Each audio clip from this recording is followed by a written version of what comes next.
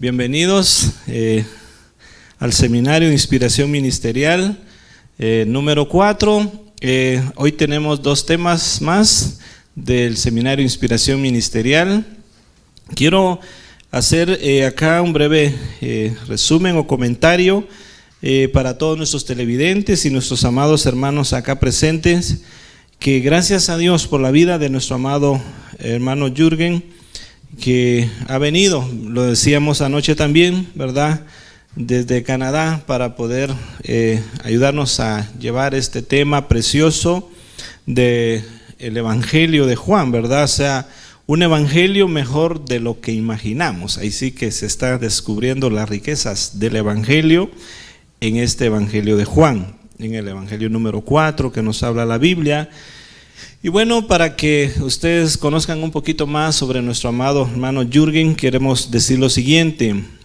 Nuestro amado hermano Jürgen ha sido misionero, y de hecho es un misionero canadiense, pero que también sus últimos años ha hecho misiones en Bolivia. Ha estado trabajando últimamente en Bolivia desde el año 1977. Él y su esposa Wendy tienen 5 hijos. Jorge ha servido en diferentes regiones del país, en áreas como plantación de iglesias, producción de literatura cristiana, fundación de un colegio y enseñanza bíblica. Actualmente vive en la ciudad de La Paz, donde él es profesor en el Seminario Bíblico Evangélico, y ella tiene un ministerio carcelario, o sea, la esposa de nuestro hermano Jürgen. Él es autor también de varias obras, entre cuales manuales de discipulados, como Siguiendo el Maestro, el libro Una ventana al corazón de Dios, y el libro que en historia nos hemos metido, dice. Muy bien, gracias a nuestro hermano Jürgen por esta bendición, ¿verdad? Vamos entonces en esta hora a recibir a nuestro amado hermano Jürgen. Él inicia la primera conferencia de esta noche. Bienvenido, buenas noches. Gracias. Muy buenas noches, queridos hermanos. Les saludo en el nombre de nuestro Señor. Estamos en la segunda noche de nuestra serie de estudios que titula SIM 4, Seminario de Inspiración Ministerial, y estamos explorando las riquezas del Evangelio en el libro de Juan. Ahora, en el pensamiento de muchos, nuestro universo tuvo su origen en un Big Bang, y Big Bang significa una gran explosión, y gracias a esa explosión, aquí estamos nosotros sentados o mirando por televisión. La versión bíblica es muy diferente, no nos habla de una explosión, nos habla de la creación de Dios, que estamos aquí no por un accidente, sino estamos aquí como parte de la historia más emocionante, más asombrosa, más extraordinaria que jamás hemos oído, y queremos ver cómo Juan enfoca esa historia en su evangelio. Así que vamos a ir al primer capítulo de San Juan. De todos los libros del Nuevo Testamento, probablemente el Evangelio de Juan fue el último en escribirse. Mateo, Marcos, Lucas ya habían escrito sus evangelios, ya estamos llegando al final del primer siglo, y Juan ya es anciano, tal vez cerca de los 90 años. Los seguidores de Cristo se han multiplicado por todo el imperio romano, ¿no? Hay congregaciones cristianas establecidas en todas partes, pero tal como fue creciendo la obra de Dios, también fueron creciendo algunos problemas, ¿no? Podemos ver, por ejemplo, en las cartas a las 7 iglesias en Apocalipsis, deja muy claro que la iglesia ya estaba comenzando a desviarse del camino. Una relación con el Señor Jesucristo se estaba convirtiendo en una religión, la religión cristiana, y estaba surgiendo el legalismo, el formalismo, el institucionalismo, ¿verdad? Iban en aumento y muchos estaban perdiendo de vista de qué se trataba. Estaban aflojando su compromiso con el Evangelio. Así que el apóstol Juan, ya anciano, se sienta a escribir un libro. Su anhelo es llamar a la gente de regreso al corazón del Evangelio. Este escrito va a ser el último escrito inspirado para la iglesia de Cristo. Va a ser una palabra crucial. El apóstol Juan había captado como ningún otro la incomparable gloria del Evangelio. Se le concedió una comprensión clara de la magnitud, la belleza del amor de Dios. Quedó sobrecogido de asombro frente a lo que Dios había hecho en llegar a nosotros por medio de su Hijo Jesús. Y Él imparte una rica visión cristocéntrica del Evangelio que los creyentes necesitaban recobrar. Así que en su libro Juan dirige la atención de sus lectores al asunto central, al tema principal, y habla de la gloria y la maravilla del Dios que se hizo hombre. El Verbo se hizo carne y Dios llegó a ser hombre para que los hombres pudieran llegar a ser hijos de Dios. Y bajo la guía del Espíritu Santo, Juan escribe un libro que iba a sacudir a aquellos que se estaban desviando del Evangelio. Su libro presenta de manera clara las buenas nuevas de Jesucristo, el Verbo hecho carne. Ahora, la respuesta de Juan ante la realidad del primer siglo no fue alguna técnica para vivir mejor, no nos da los pasos para una vida próspera o victoriosa, no nos da alguna receta espiritual, nos lleva directo al corazón del Evangelio. Nos pone cara a cara con la increíble maravilla del Hijo de Dios que se hizo hombre y caminó entre nosotros, y nos muestra la profundidad de las riquezas del Evangelio de una manera que nos deja sin palabras. Ahora, Juan explica el propósito de su libro al final. En el capítulo 20, el verso 21, Juan nos dice, ¿por qué está escribiendo este libro? Estas se han escrito para que creáis que Jesús es el Cristo, el Hijo de Dios, y para que creyendo tengáis vida en su nombre. Ahora, el Evangelio de Juan es muy distinto al de Mateo, Marcos y Lucas. Juan no solo nos relata los detalles de la historia de Jesús, también nos da el significado de esa historia. Juan se pone a desmenuzar el misterio y la maravilla del Evangelio, y nos muestra que no hay nada más extraordinario, más asombroso que este mensaje que llamamos Evangelio. Ahora, básicamente, según el texto que acabo de leer, Juan fue escrito con dos propósitos: ayudarnos a ver quién es Jesús y confiar en Él para experimentar una vida en abundancia en relación con Dios. Y descubrimos que en Juan el concepto de vida no es algo que Dios nos imparte de manera suelta, tiene que ver con una relación, una comunión con Dios. Como Cristo disfrutó eternamente vivir en el abrazo del Padre, nos dice, vengan, esto es para ustedes también. Y el plan de Cristo es llevarnos, conducirnos al amor del Padre. Es ahí donde nos quiere llevar. Y Juan nos quiere dar una comprensión más amplia del amor de Dios y comparte verdades que nos dejan asombrados. Él tiene algo muy grandioso que decirnos, y él comienza con estas palabras. Juan 1:1. En el principio era el Verbo, y el Verbo era con Dios, y el Verbo era Dios. Este era en el principio con Dios. Todas las cosas por Él fueron hechas y sin Él nada de lo que ha sido hecho fue hecho. El apóstol Juan no arranca su relato como lo hace Marcos con el testimonio de Juan el Bautista. Tampoco remonta como lo hace Lucas al nacimiento de Jesús. Ni siquiera regresa como Mateo a hablar de la genealogía de Cristo, comenzando con Abraham. Nos lleva más atrás todavía, al principio, cuando no había nada más sino Dios.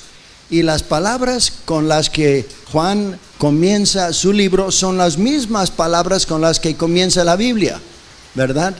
Génesis 1:1, en el principio, la misma frase. Génesis 1:1 dice, en el principio creó Dios los cielos y la tierra. Es como que Juan nos va a volver a contar la historia, pero desde otro ángulo. Y la historia de nuestro mundo comienza con alguien que estuvo presente desde el principio. Ahora, ¿quién es este Dios que decide crear al universo? ¿Quién es el artífice, el dramaturgo de la historia en la cual nos encontramos? ¿Qué es lo que piensa? ¿Cómo es Él? ¿A qué se dedica? Bueno, ningún hacker puede entrar a la computadora de Dios para obtener esta información. No tenemos medios para descubrir cómo es Él. Solo podemos conocerle si Él decide darse a conocer. Solo podemos conocerle si Él se revela, ¿verdad? Y el apóstol Juan nos quiere decir que es exactamente lo que sucedió. Algo asombroso sucedió. Y quisiera que nos detengamos para considerar, ¿saben? Este verso 1 y 2 tal vez son las palabras más revolucionarias jamás escritas acerca de Dios. Y hay tres conceptos que quiero rescatar de este verso.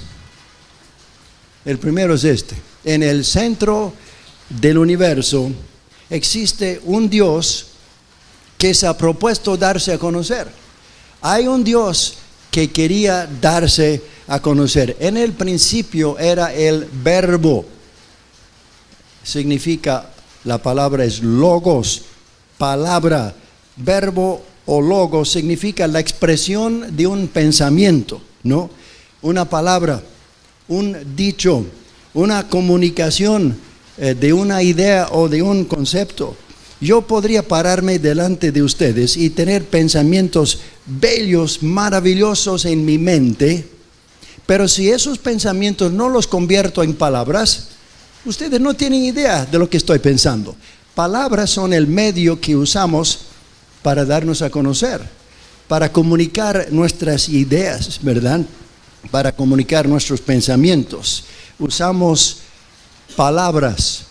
Logos significa palabra, ¿no? Ahora, ¿por qué Juan le describe a Jesús con este término logos?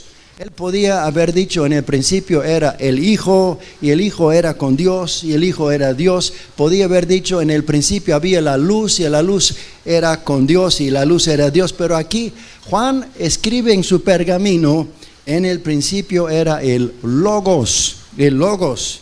De tantos títulos que podría usar, ¿por qué Juan escoge este? Nos está diciendo que desde el principio Dios se propuso darse a conocer, quería comunicarse con nosotros, nos quería hablar. Él quiere que tengamos algo más que leyes y verdades y principios. Él quiere que le conozcamos a Él. Él quiere abrir su corazón y decir, quiero que me conozcan de manera real. Y se propuso hacerlo a través de su Hijo Jesús. Y desde el primer verso de este libro, Juan está afirmando eso. Nos está diciendo de entrada que ese es su tema, la comunicación de Dios por medio de su Hijo. Un erudito dijo esto: es la intención de Juan que la totalidad de su evangelio se lea a la luz de este verso.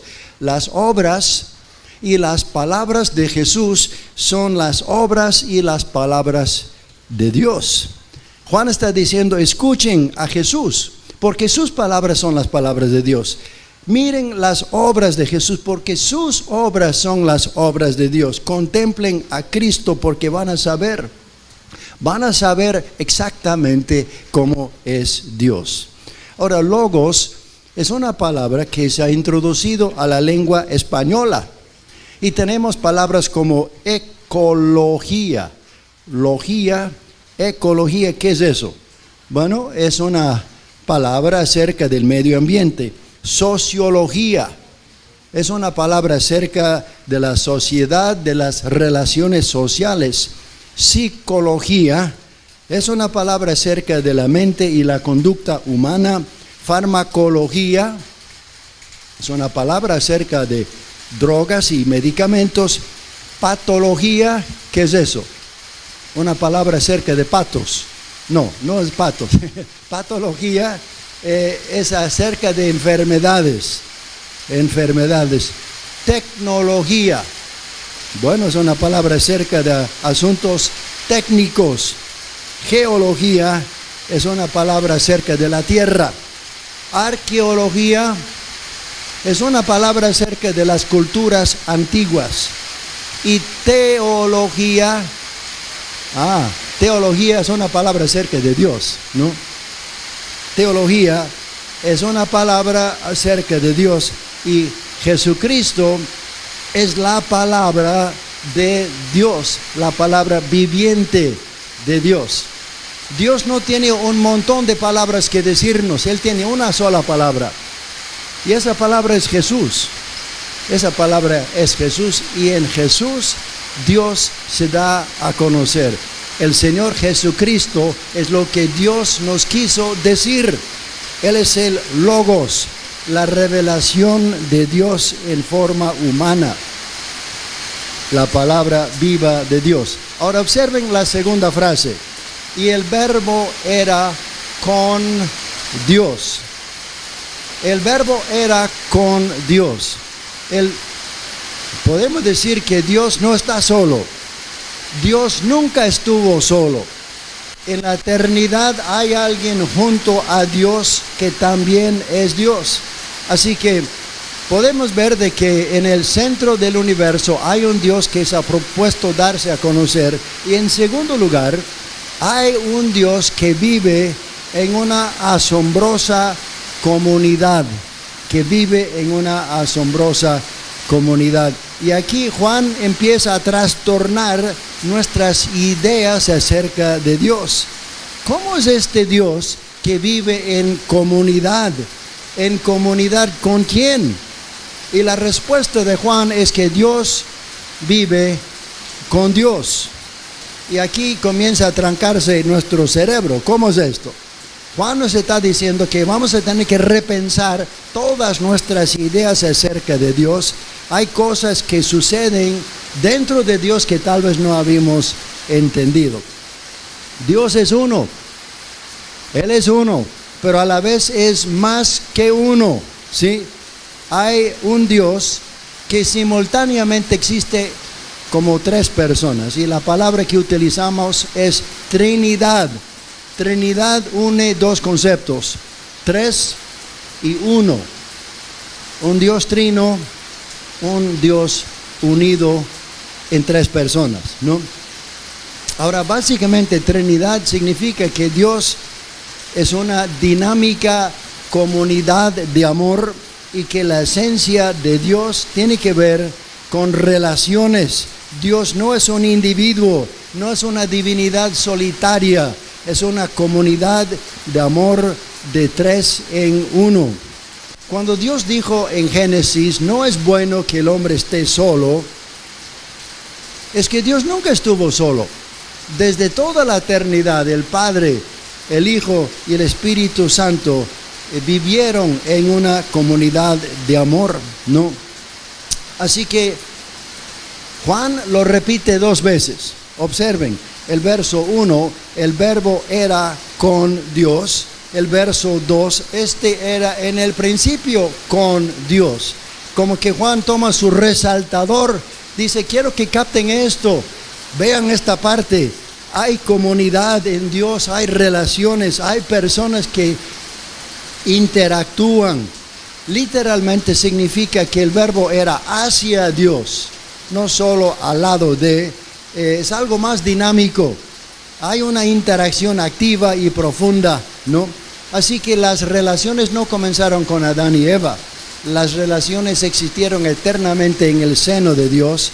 Una dinámica interacción es la verdad fundamental acerca de Dios. Y cuando hablamos de Dios, estamos hablando de una comunidad de amor. Estamos hablando de un Padre, un Hijo y Espíritu que viven en la belleza del amor eterno.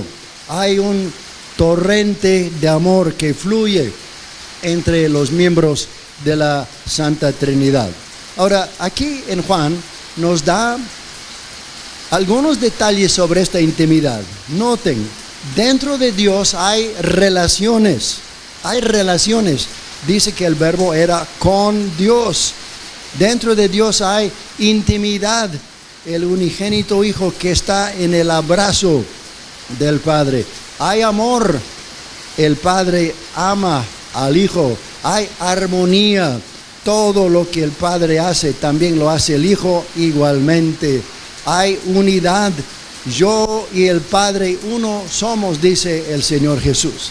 Así que algo fascinante ocurre aquí dentro de Dios, un intercambio de amor, de bondad, de deleite, y no hay nada en el universo que se compara con esto.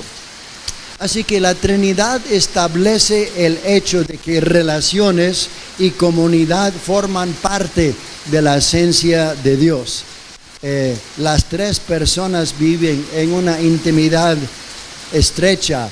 Padre, Hijo y Espíritu Santo gozan de una intimidad tan estrecha que los tres llegan a ser uno. Perfecta armonía, perfecto amor, perfecta unidad. Y esta relación trinitaria nos lleva a la esencia de quién es Dios. Por ejemplo, la famosa declaración de fe de Israel en Deuteronomio 6, verso 4 dice: oye Israel, nuestro Dios uno es. Y afirma que Dios es uno. No hay más que un Dios. Es el único verdadero Dios creador de todo cuanto existe. Y la palabra uno en el lenguaje original es la palabra ekad. Ekad. Y esa palabra aparece también en Génesis capítulo 2, verso 24. Y dejará al hombre a su padre y a su madre, y se unirá a su mujer, y los dos serán uno. Los dos serán una sola carne. El misterio del matrimonio. 1 más 1 igual a 1. Bueno, nadie trata de explicar la matemática. Entendemos el misterio y la maravilla de un hombre y una mujer que unen sus vidas como dos arroyos que se juntan y fluyen como un río. Ahora, lo interesante es que la palabra una sola carne aparece nuevamente en la palabra ekad, pero es una unidad compuesta de más de una persona. En el matrimonio, ekad se refiere a dos personas que llegan a ser uno. En Dios, ekad se refiere a tres personas que llegan a ser uno. Entre las tres personas de la Santa Trinidad corre un amor tan rico, tan profundo, tan fuerte, que ellos llegan a ser uno, un solo Dios. Alguien dijo que el Padre y el Hijo se deleitan el uno en el otro con un amor de fervor omnipotente. ¿Se imaginan un amor de fervor omnipotente?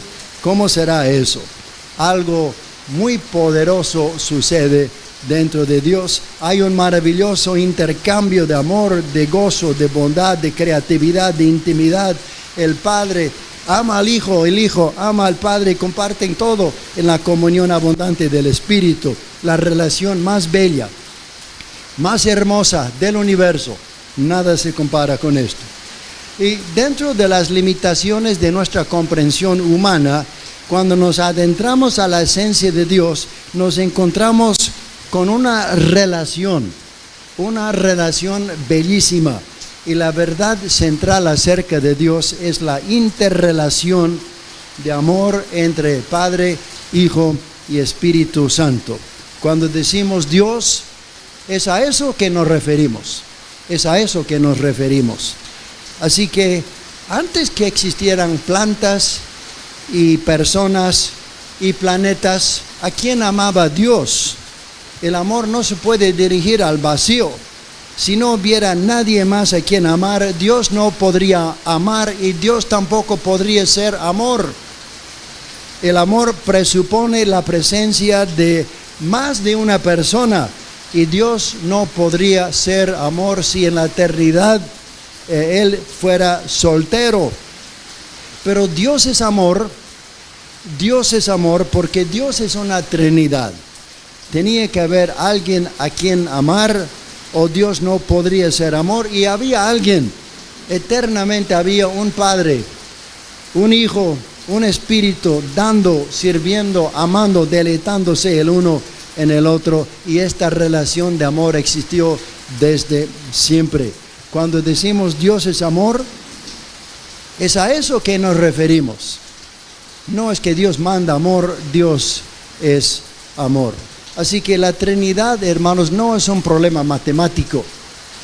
Es la buena noticia que Dios es amor, que Él existe en una eterna comunidad de amor.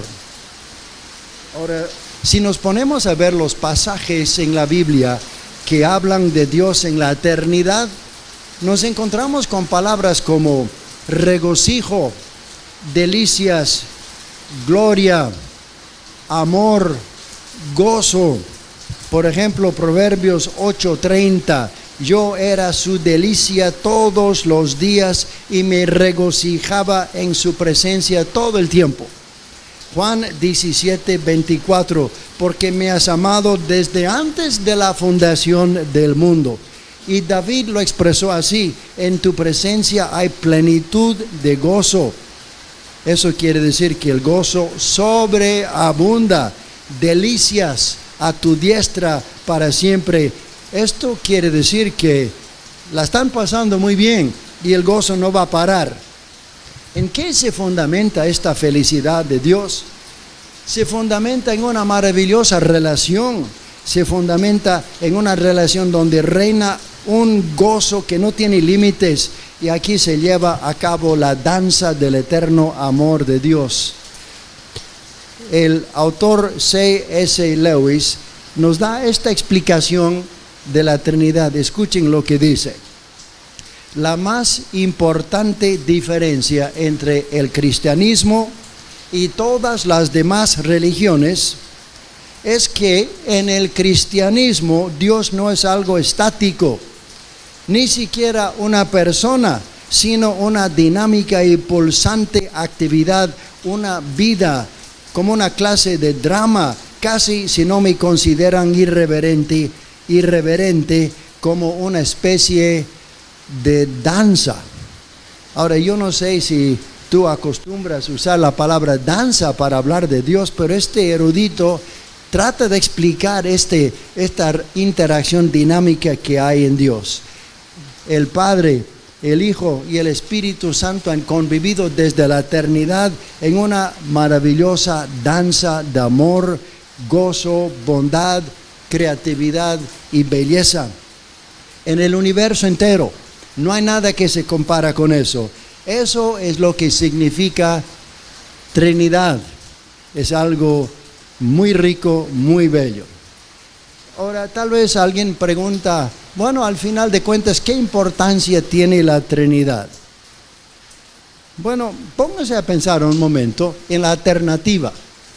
¿Cómo sería que Dios fuera un ser solitario que vive en la eternidad, que no hay nadie más, existe solo, no hay nadie más que Él no interactúa con nadie, no hay nadie con quien hablar, no hay nadie con quien compartir, Él no sabe nada de relaciones, no sabe nada de amor, de amistad, solo conoce su solitaria existencia poderosa. Es una divinidad que reina en las alturas solo y sin nadie. Supongamos que este Dios creara a los cielos y la tierra y a ti y a mí. ¿Cómo sería ese mundo? ¿Cómo sería si este Dios solitario fuera quien nos creó? ¿Qué esperaría de nosotros? Esperaría una cosa: obediencia. Estamos para servirle. Él manda, nosotros obedecemos, punto. No le interesa relacionarse con nosotros. A Él le interesa que cumplamos sus órdenes. Y terminamos con un ser divino, solemne, exigente, severo, autoritario, distante.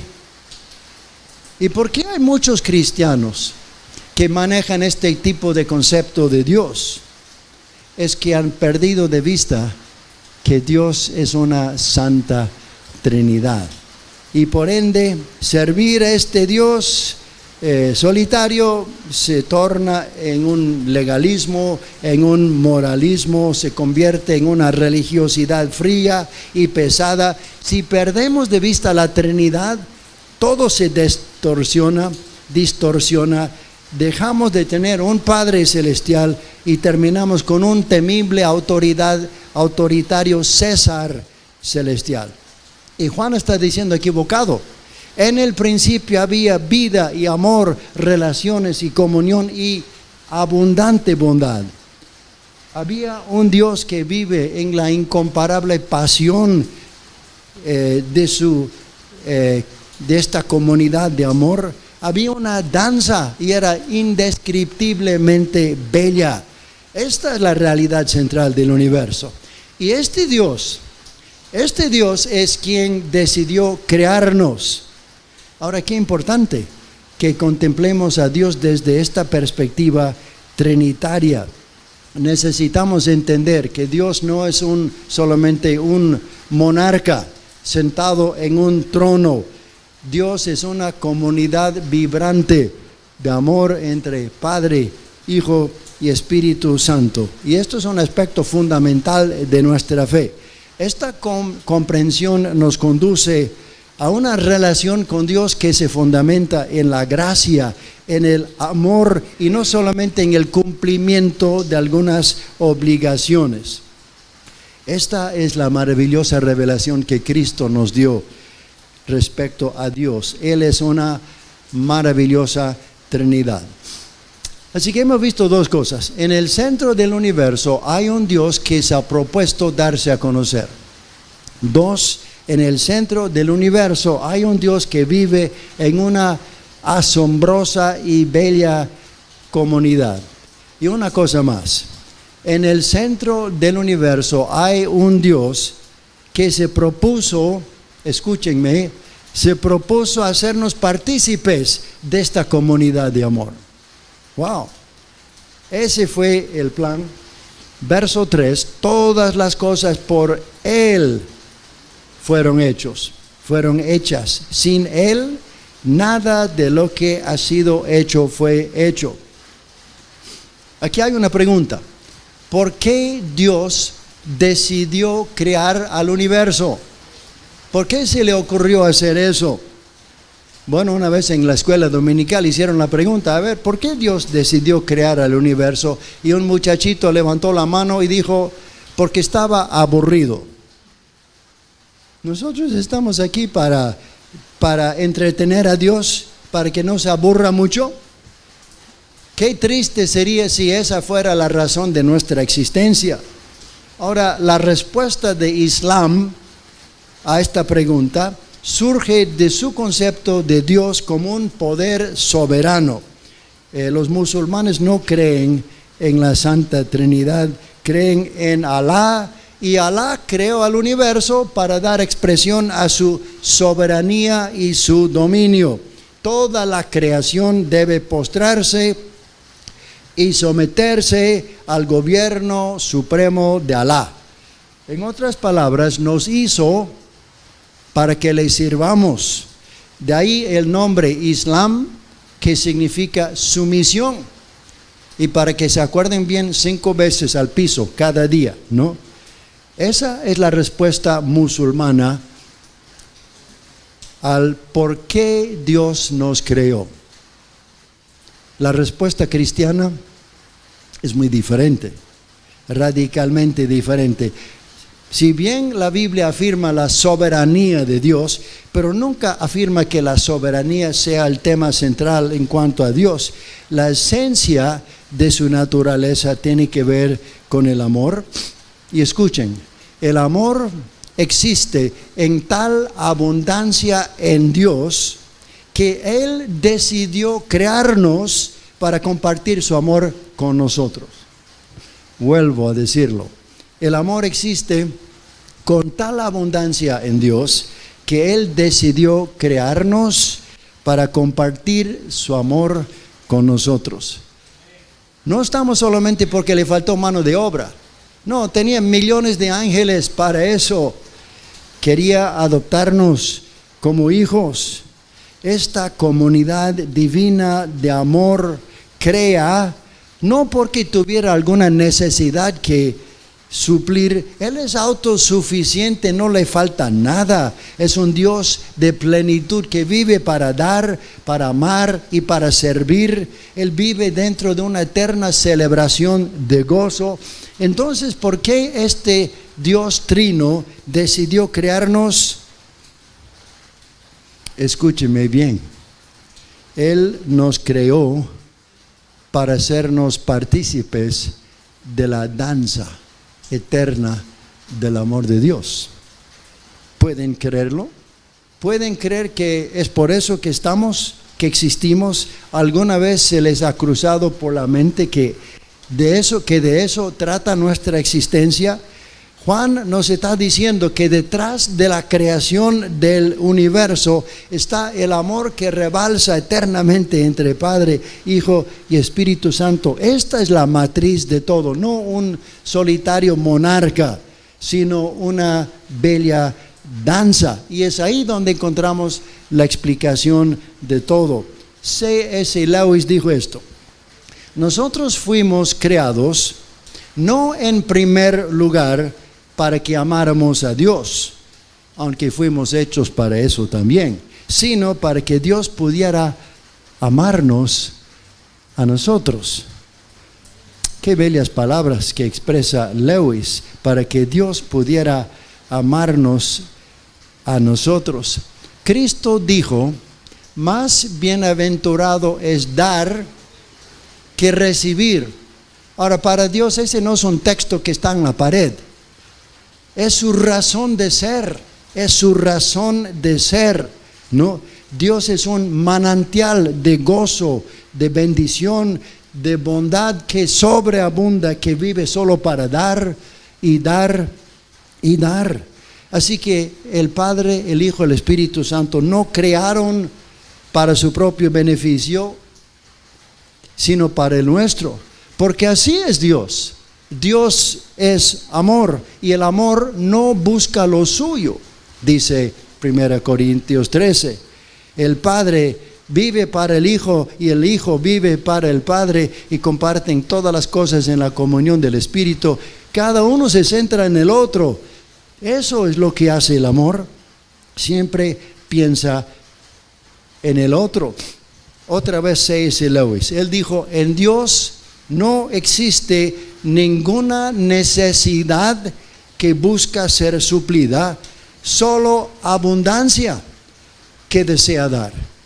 Dios no tiene necesidades, ninguna.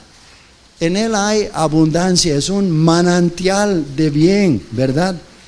Y tal vez alguno preguntará: bueno, ¿acaso la Biblia no dice que Dios hace todas las cosas para su gloria? Es verdad. Pero tenemos que preguntarnos en qué consiste esa gloria. La máxima gloria o belleza de Dios es su amor y su gracia.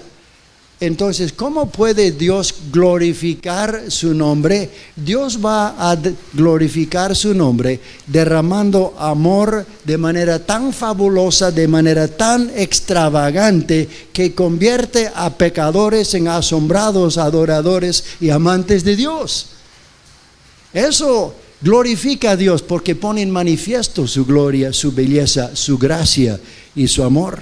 Su gloria consiste en desplegar un amor que alcanza medidas que no podemos imaginar. Aparentemente, en algún momento, en la eternidad, el Padre y el Hijo, el Espíritu, tuvieron una conversación y dijeron, ¿saben? Hay suficiente amor aquí para llenar un universo entero. ¿Por qué no creamos uno y lo llenamos con este amor? Y Jesús dijo, bueno, es una magnífica idea, hagámoslo. Bueno, yo no sé si Dios tiene conversaciones de ese tipo, pero sé que la comunidad divina se propuso crearnos y hacernos partícipes de este amor y gozo que nunca tendrá fin. Ese fue el plan original y ese plan nos deja boquiabiertos. Y luego en el huerto de Edén sucedió la gran tragedia.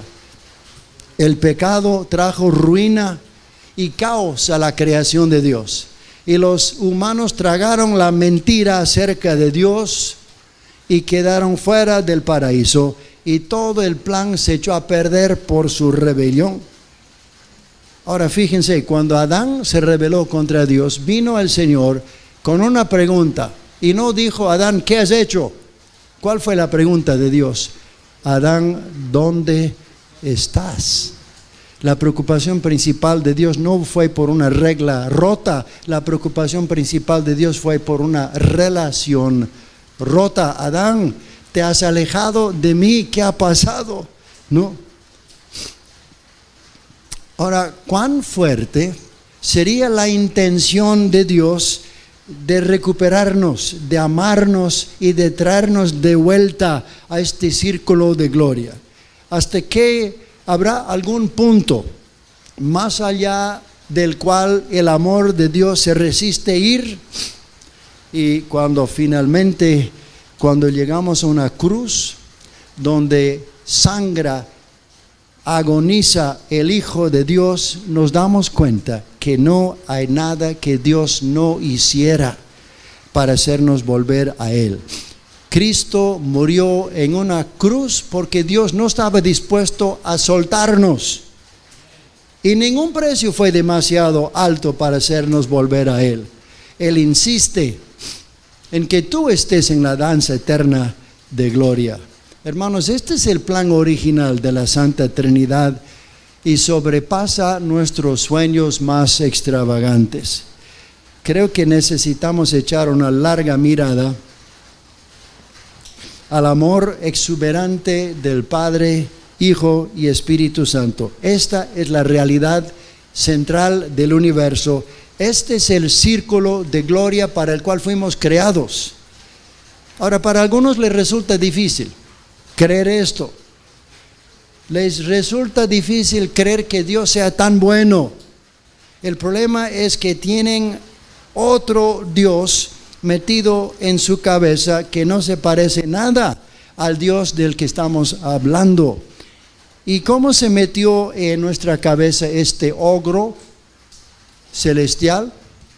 Apareció cuando perdimos de vista la Santa Trinidad. Él apareció cuando dejamos de mirar a Cristo como la revelación de Dios, y a consecuencia toda nuestra teología se echa a perder. Y Dios nos está llamando a una comprensión correcta de su persona. No creemos en un ogro, creemos en un Padre, Hijo y Espíritu Santo que viven en una eterna comunidad de amor. Este es el Dios que existe. Y es el único Dios que existe, no hay otro. Y este Dios trino, antes de la creación del mundo, dijo, vamos a compartir todo lo que tenemos con ustedes.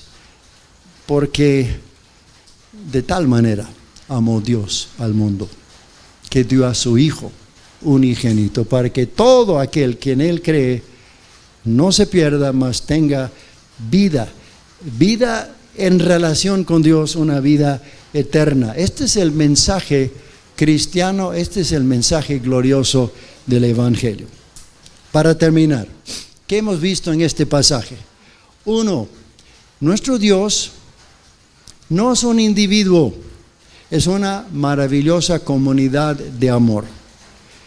Dios no está solo, nunca ha estado solo. Él es Padre, Hijo y Espíritu Santo. En el centro del universo hay una relación, hay una comunidad de amor y gozo eterno. 2.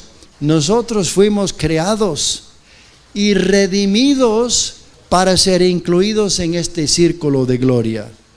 Esta es la razón de nuestra existencia. Y saben, en nuestros corazones hay un anhelo profundo de recibir y dar amor. Es parte de nuestro ADN. Está grabado profundamente en nuestro ser. ¿Y de dónde vino este deseo que hay en el corazón? Bueno, Dios lo puso ahí porque Dios es amor y fuimos hechos por Él y fuimos hechos para Él. Fuimos creados para vivir dentro del abrazo del Padre. Y 3, el Evangelio nos invita a retornar y a vivir dentro de este círculo de amor. Dios decidió crearnos no meramente para desplegar su poder, sino más que todo para compartir su amor. Dios nos hizo para convertirnos en objetos y en canales de su amor. Un autor dijo esto: al fin y al cabo, todo lo que siempre anhelamos es ser querido por el hacedor de todas las cosas. Lo que más anhela el ser humano, ojalá que el Ser Supremo me pueda amar, me pueda querer. ¿Será posible? El mensaje del Evangelio es precisamente eso. Nos ama más de lo que imaginamos y por medio del Señor Jesucristo hizo provisión para que estemos con Él para siempre. Y hermanos y hermanas, con razón este mensaje lo llamamos Evangelio, buenas nuevas. Y mejores noticias no hay. Que Dios bendiga su palabra, queridos hermanos.